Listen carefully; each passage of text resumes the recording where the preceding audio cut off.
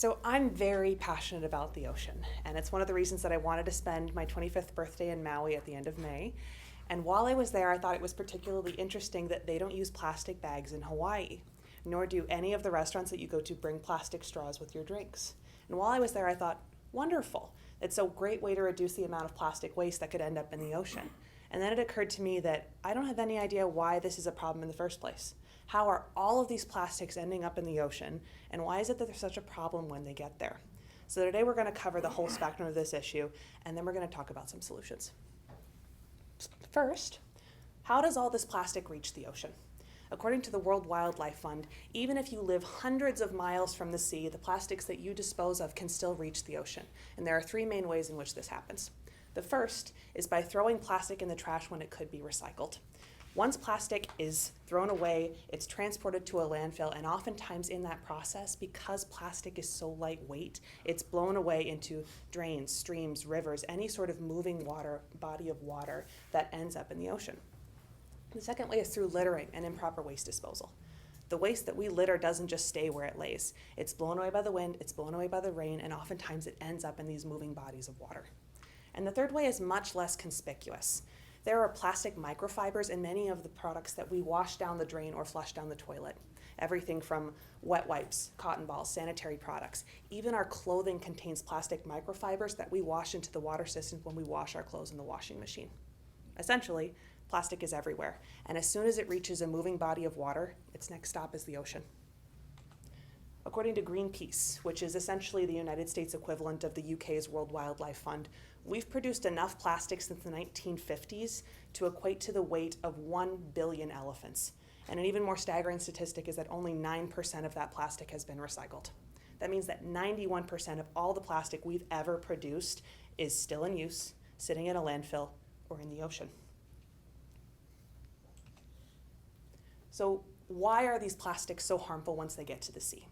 A big problem that people are really concerned about is these really detrimental effects on wildlife populations all over the world.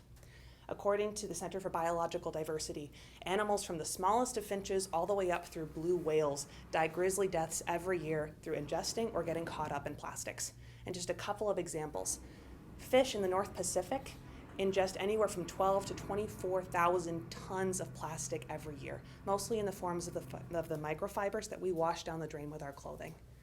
And those fish, even if they survive ingesting plastic, which usually results in poisoning or in some sort of internal injury, they transfer those plastic up the food chain to larger fish, birds, larger mammals, and even to our dinner tables. A recent study done of California fish markets found that 1/4 of all the fish for sale contain some sort of plastic in their systems. Another example are sea turtles. Oftentimes sea turtles, they mistake floating plastics for a food source. And once they ingest that plastic, their stomachs can't digest it. And what happens is all that plastic compounds, tricking the turtle into thinking they're full, and as a result, they starve to death. It's one of the main reasons that sea turtles are one of the most endangered species around the world. And a third example are seabird species. You can see from this picture right here. This was a found image. This was not set up by any scientist. 60% of all seabird species around the world have ingested some form of plastic, and that statistic is looking to rise to 99% by the year 2050 if current trends continue.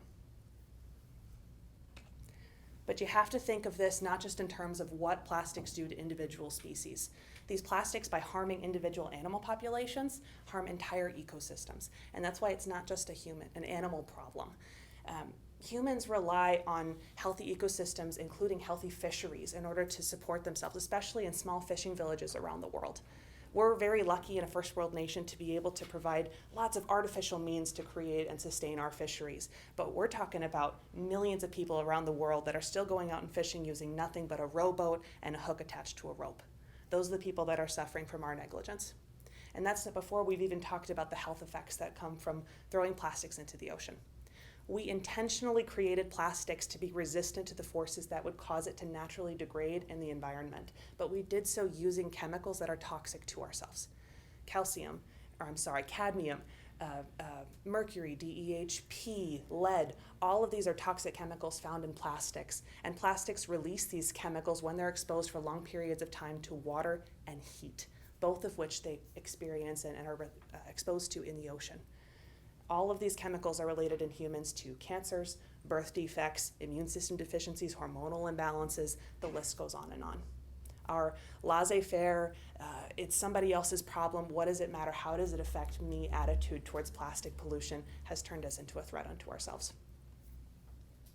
That's why it's so important for us to talk about solutions now. This is just a very short list of some of the organizations around the world that are invested in large-scale, oftentimes international ocean cleanup efforts.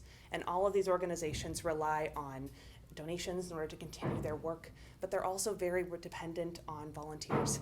Imagine what would happen if every single person who took a vacation somewhere near the ocean spent one morning or one afternoon of their time to an ocean cleanup effort. We'd be able to remove hundreds of thousands, if not millions of pounds more plastic from the sea than we're able to accomplish right now with our current resources.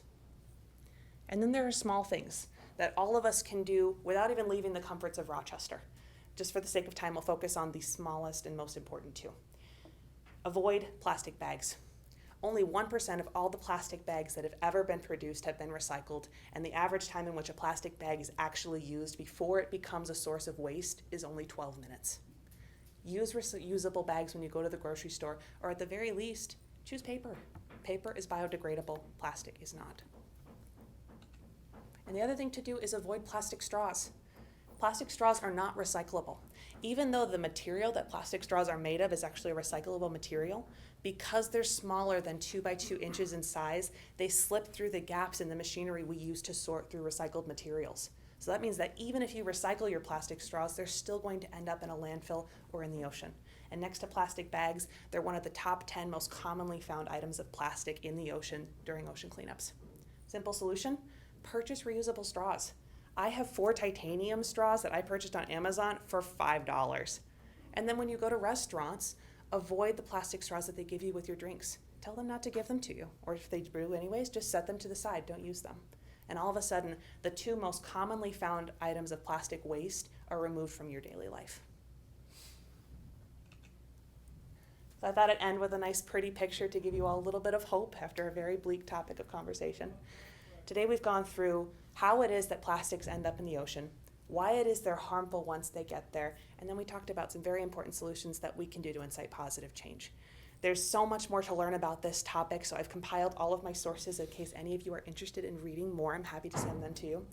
But if I have a little bit of time for just one more word, this is a really important issue. This is something that we need to be paying attention to, and this is something that we can actively choose not to be ignorant about. And we have the power to make some important changes to our lives that really do make a difference. So thank you all very much for your time.